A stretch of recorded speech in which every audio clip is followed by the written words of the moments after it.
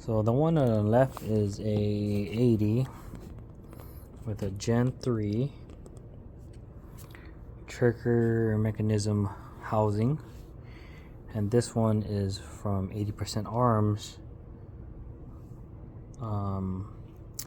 and their trigger mechanism housing, right? So if you look at this one, stock 80,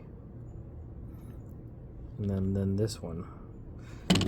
So I've been having problems ejecting rounds. So this one could do a build drill with no problems, with good ammo, factory ammo. This won't even eject.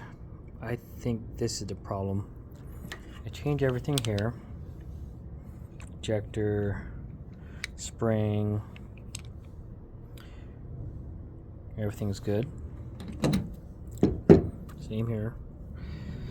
Switch this on this one, no ejection. Or my carry to this one, nothing. Switch it to this one, or this one on my carry, ejects. So I really don't know. Well, everything's leading to this guy.